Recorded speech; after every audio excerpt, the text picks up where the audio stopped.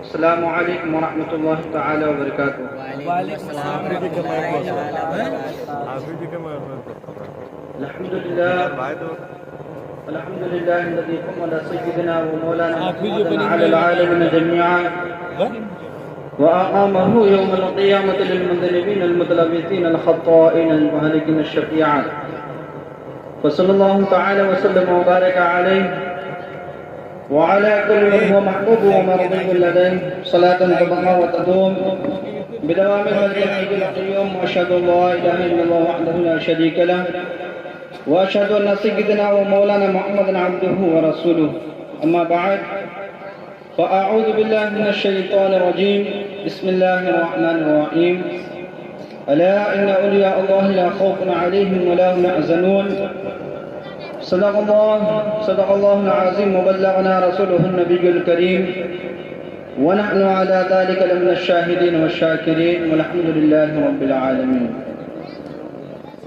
حضرات محترم، میں آپ لوگوں سے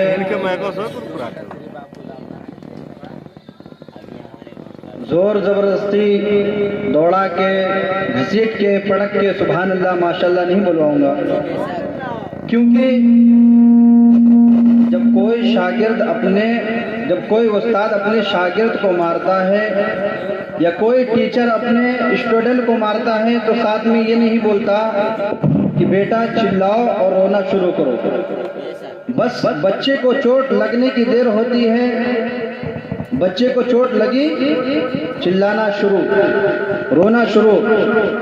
تو یہاں پر جتنے لوگ بیٹھے ہیں، جس کے دل میں عشق رسول کی چوٹ لگے گی وہ خاموش نہ رہے گا. بار بار بولنے کی ضرورت نہ پڑے گی کہ سبحان اللہ بولو، ماشاءاللہ بولو، بلکہ خود بخود وہ سبحان اللہ بولے گا. تو سرکار سے وابستہ جو انسان نہیں ہے، سرکار سے وابستہ جو انسان نہیں ہے وہ لاکھ پڑھے کلمہ مسلمان نہیں ہے. اور جس دل میں نہیں عشق شہنشاہ مدینہ، جس دل میں نہیں عشق شہنشاہ مدینہ مردہ ہے، وہ دل اس میں کوئی جان نہیں ہے. اور فلک پہ میری نبی کی بات ہوتی ہے، فلک پہ میری نبی کی بات ہوتی ہے، سارے جہاں میں ان کی رضا کی بات ہوتی ہے. اور فرشتے اس جگہ آ کے طواف کرتے ہیں جس جگہ میرے نبی کی بات ہوتی ہے. بے شک سبحان اللہ. تو عزیزان ملت اسلامیہ، بادہی توحید کے متوالوں، شمع رسالت کے پروانوں، اولیاء امت کے جانثاروں، غوث و خواجہ اور رضا کے چاہنے والوں، اور بالخصوص ظاہر فیا عرف سادو دادا کے چاہنے ماننے والوں، آئیے سب سے پہلے مراد اس نبی کی بارگاہ میں درود و سلام کی ڈالی نچھاور کریں کہ جس نے اشارہ فرمایا تو سورج اپنی منزل سے دوبارہ پلٹ آتا ہے. آئیے اسی نبی کی بارگاہ میں درود و سلام کا نذرانہ پیش کریں کہ جس نے اشارہ فرمایا تو چاند دو ٹکڑے ہو گیا.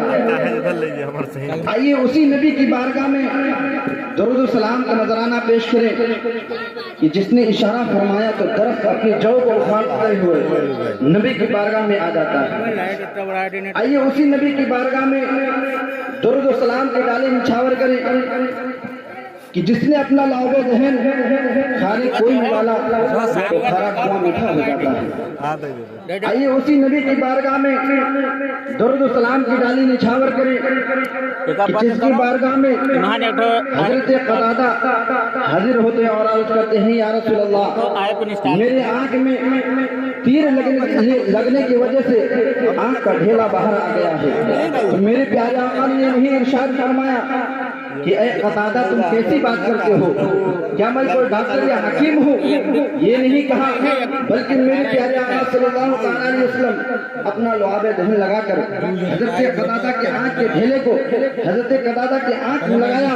حضرت قتادہ بیان فرماتے ہیں کہ مجھے پہلے سے زیادہ دکھائی دیتا ہے۔ آئیے اسی نبی کی بارگاہ میں درود و سلام کا نذرانہ پیش کریں کہ جس کی بارگاہ میں حضرت جابر رضی اللہ تعالیٰ عنہ دعوت کرتے ہیں تو حضرت جابر بیان فرماتے ہیں کہ پیارے آقا صلی اللہ تعالیٰ علیہ وسلم اس وقت ایک نہیں دو نہیں بلکہ پورے 1000 صحابہ کرام میرے گھر تشریف لائے، اور میرے گھر میں صرف تھوڑا سا سالن تھا، گوشت تھا اور تھوڑا سا گندھا ہوا آٹا تھا، لیکن جب پیارے آقا صلی اللہ تعالیٰ علیہ وسلم اس تھوڑے ہوئے گوشت کے آٹے میں اپنا لعاب دہن ڈالتے ہیں تو حضرت جابر بیان فرماتے ہیں کہ نہ تو سالن کی ہانڈی میں بوٹی گھٹتی ہے نہ تو روٹی گھٹتی ہے۔ آئیے اسی نبی کی بارگاہ میں محبت و عقیدت کے ساتھ درود و سلام کی ڈالی نچھاور کرے اور بڑی آواز بلند اللہم صلی علی سیدنا و مولانا محمد معدن الجود والکرم وآلہ وبارک وسلم صلاۃ و سلام علیک یا رسول اللہ صلی اللہ تعالی علیہ وسلم۔ حضرات محترم، آج بتانے کی ضرورت نہیں ہے، بلکہ ہمیں اور آپ کو سب کو معلوم ہے کہ ہم لوگ کس کی محفل سجائے ہیں اور کس کی محبت میں یہاں پر بیٹھے ہیں۔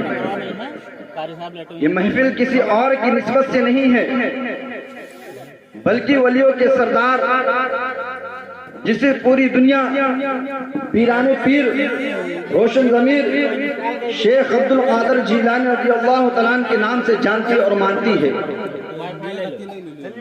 وہی پیران پیر روشن ضمیر شیخ عبد القادر جیلانی نہ کرے گا، میں اس کی گارنٹی نہیں لیتا ہوں، بلکہ غوث پاک یہ ارشاد فرما رہے ہیں کہ جو آدمی نماز پڑھے، نماز کے ساتھ ساتھ درود پاک پڑھے، اپنی ماں کی عزت کرے، باپ کا ادب کرے، میں اس کی گارنٹی لیتا ہوں۔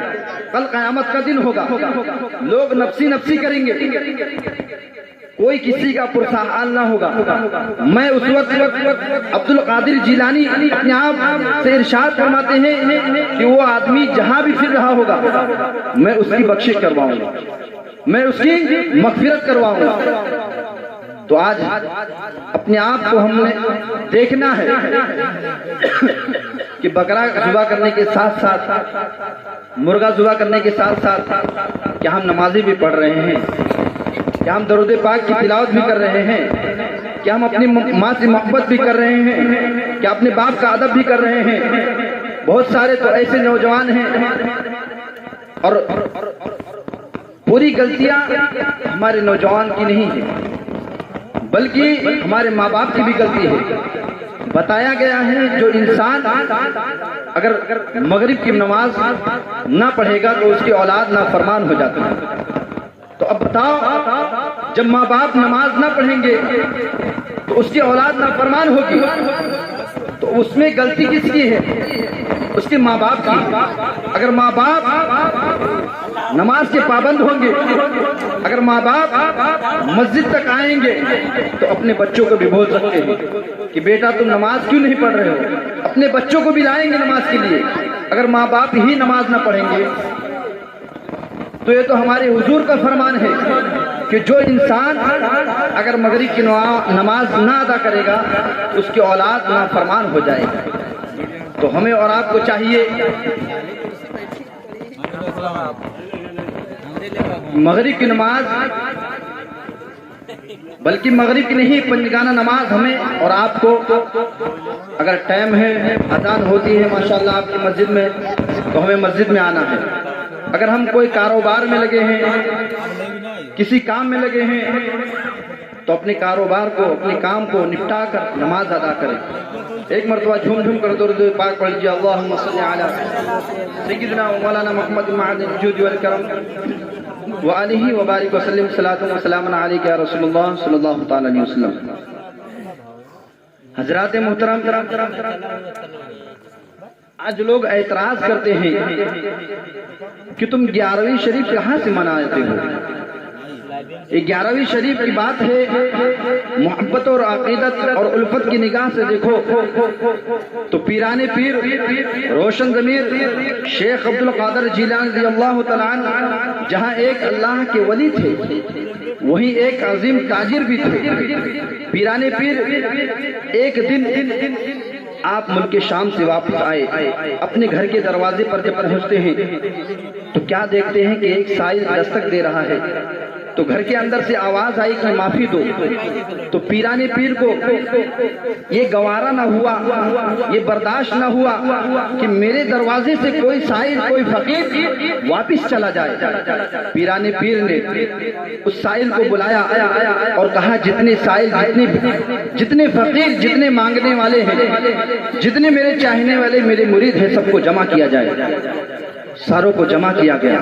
اب پیران پیر ارشاد فرماتے ہیں کہ اے میرے سائلوں، اے میرے فقیروں، اے میرے مانگنے والوں، سنو، ایک دن ایسا مقرر ہو جس دن تم بھی گھر رہو، میں بھی گھر رہوں، سارے لوگوں کو معلوم ہو کہ آج عبد القادر اپنے گھر میں موجود ہوگا، اور کوئی بھی سائل اور کوئی بھی فقیر میرے دروازے پر آئے تو وہ خالی واپس نہ جائے بلکہ میں اسے کچھ نوازوں۔ تو سائلوں نے فقیروں نے کہا کہ حضور آپ ہی بتا دیں، آپ ہی فرما دیں کہ کون سا دن اچھا ہوگا، کون سا دن بہتر ہوگا۔ تو پیران پیر نے ارشاد فرمایا کہ اے میرے سائلوں، اے میرے فقیروں، سنو، جب حضرت آدم علیہ السلام کی توبہ قبول ہوئی تھی تو دن 10ویں کا تھا، رات 11ویں کی تھی۔ جب حضرت نوح علیہ السلام کی کشتی جودی پہاڑ سے لگی تھی تو دن 10ویں کا تھا، رات 11ویں کی تھی۔ جب حضرت یونس علیہ السلام مچھلی کے پیٹ سے باہر آئے تو دن 10ویں کا تھا، رات 11ویں کی تھی۔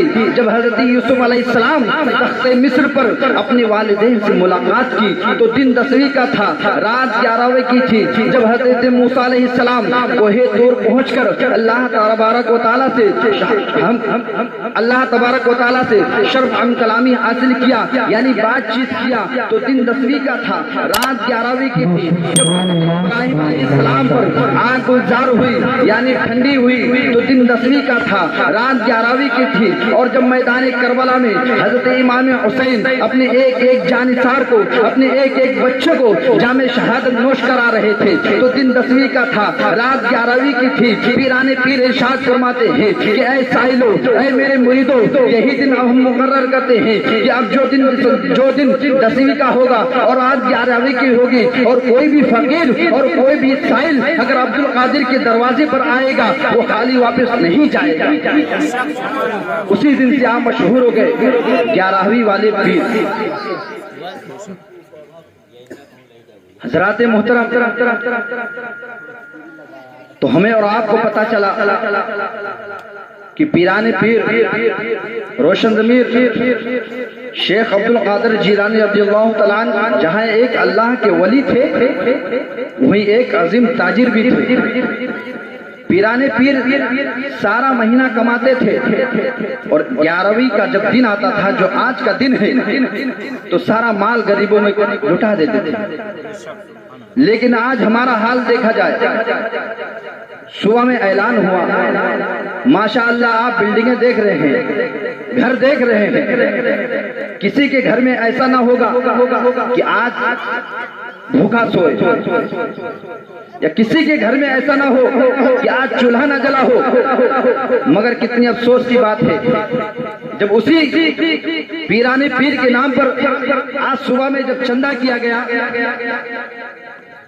اپنے آپ کو ہم خان کہلاتے ہیں، اور 3000 جب چندہ ہوا تو کتنی افسوس کی بات ہے۔ آج ہمارے علماء کا کرم ہے، اگر یہ چھوڑ دیں تو آج غوث اعظم کا، ہمارے حضور کا، اولیاء کرام کا کوئی نام لیوا نہ ہوگا۔ آپ خود ہی فیصلہ کریں کہ 3000 میں، 4000 میں، 5000 میں آپ کون سا پروگرام کریں گے؟ ٹینٹ کا انتظام کریں گے، مائک کا انتظام کریں گے، شیرنی کا انتظام کریں گے، لائٹ کا انتظام کریں گے، یا علماء کو بلائیں گے؟ کس چیز کا انتظام کریں گے؟ کتنی شرم کی بات ہے۔ مگر قربان جاؤ وہی پیران پیر کیا ارشاد فرماتے ہیں کہ ایک دن ایسا مقرر کرو جس دن میں بھی گھر رہوں سارے لوگ گھر رہیں سب کو معلوم ہو کہ آج عبد القادر گھر میں موجود ہوگا اور میں سارا مہینہ کماؤں اور ایک رات خرچ کر دوں. وہ پیران پیر ہیں کہ سارا مہینہ کماتے ہیں جتنا مال جمع ہوتا ہے اور جب 11ویں تاریخ آتی ہے تو سارا مال خرچ کر دیتے ہیں. مگر آج ہمارا حال تو یہ ہے کہ ہمیں بلڈنگ بنانے سے فرصت نہیں ہے, بینک میں جمع کرنے سے فرصت نہیں ہے. اگر یہ بلڈنگ یہ گھر ہم کتنا ہی خوبصورت کیوں نہ بنا لے مگر ہمارے ساتھ نہیں جانے والا ہے.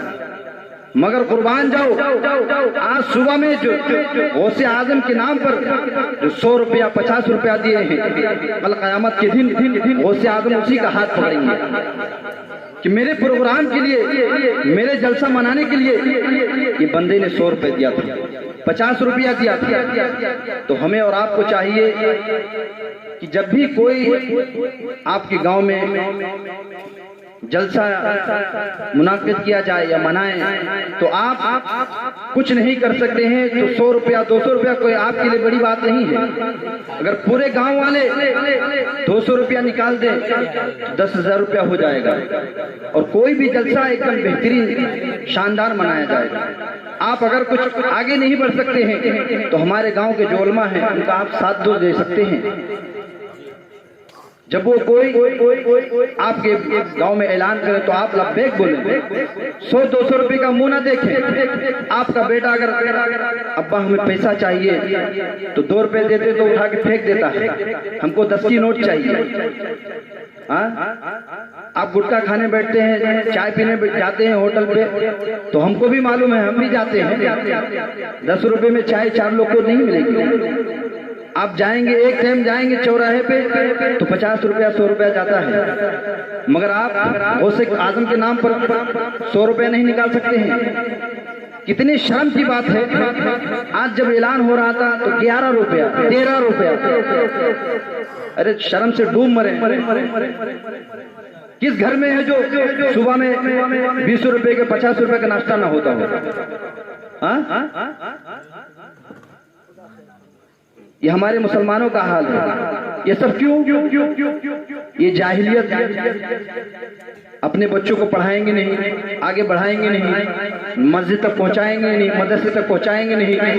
جو بچہ جو بھی آدمی ہو اگر اس کو نالج ہے پڑھا لکھا انسان ہے تو ہر چیز میں وہ آگے رہے گا. اگر آپ آج اپنے بچوں کو مدرسے سے دور رکھیں گے, کسی علماء سے دور رکھیں گے تو ہمیشہ کے لیے دور ہی رہ جائے گا. صرف وہ جمعہ کے دن آئے گا نماز پڑھنے, اور جو جمعہ کے دن نماز پڑھنے آتا ہے اس کی جمعہ کہاں سے قبول ہوگی؟ جو پنجگانہ نماز کو نماز نہ سمجھے اور جمعہ کی نماز پڑھنے آئے اس کی نماز کون بولتا ہے قبول ہو جائے گی؟ غوث اعظم کیا ارشاد فرمائے کہ جو آدمی جمعہ کی نماز پڑھے گا میں اس کی نماز قبول, میں اس کی مغفرت کرواؤں گا.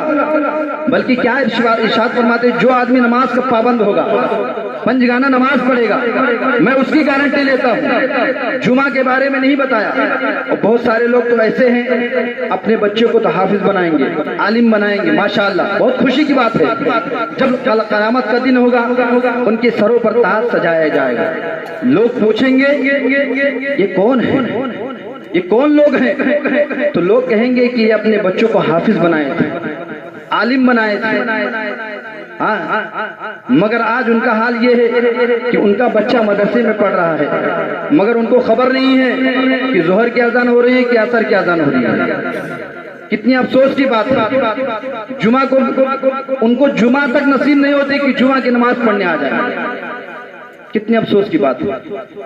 یہ میں کسی کو چڑھاوے کے لیے دھمکانے کے لیے نہیں بول رہا ہوں, بلکہ ایک آپ اپنے آپ کو سوچیں سمجھیں کہ ہم کس راستے پر جا رہے ہیں, مسلمانوں کا کام کیا ہونا چاہیے اور ہم کر کیا رہے ہیں. پروگرام کرنا مقصد نہیں ہے بلکہ پروگرام کا مقصد یہی ہے کہ ہمارے جو لوگ ہیں سمجھیں کچھ عمل کریں تو پروگرام کر کے مطلب ہے.